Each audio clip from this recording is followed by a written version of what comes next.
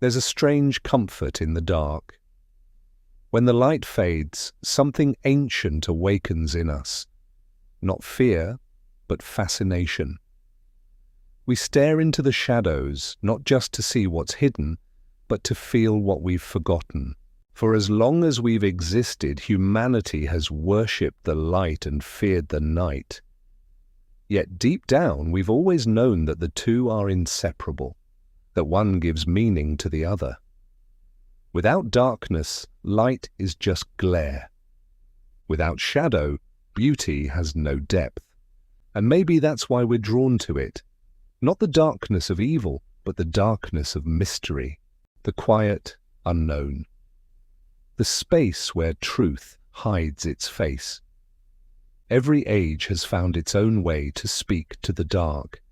The Gothic cathedrals of Europe reached for heaven through shadow.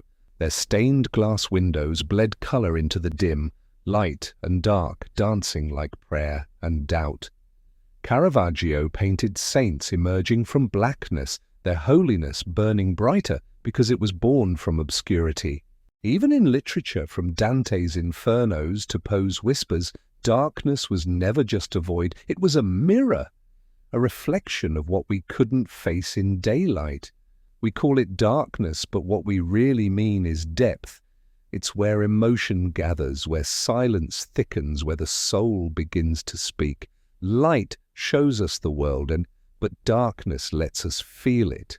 When the lights go out, the noise of the world falls away, and what's left is the hum of existence itself.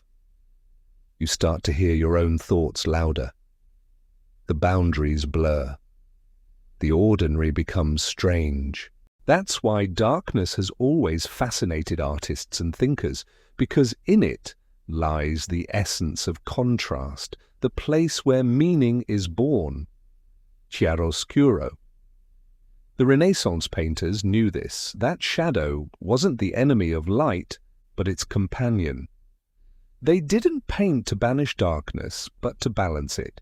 Nietzsche wrote that one must still have chaos in oneself to give birth to a dancing star. He wasn't speaking about destruction, he was speaking about creation. About the darkness within that makes light possible.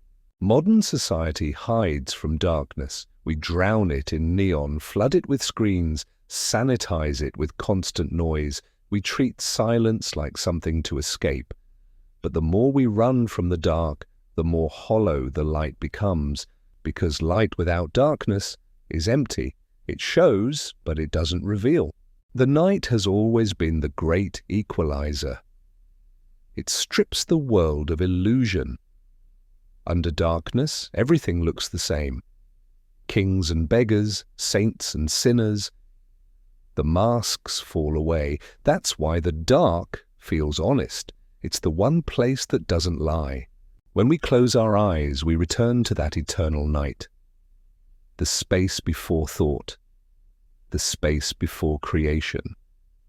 Even the universe itself was born from darkness, from the silent, infinite void that came before the first spark. Darkness isn't where life ends, it's where it begins.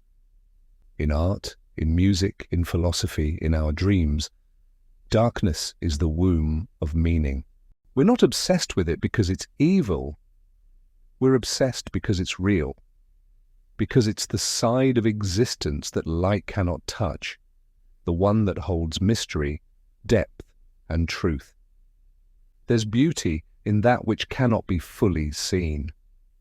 A candle in the night glows more tenderly than the sun.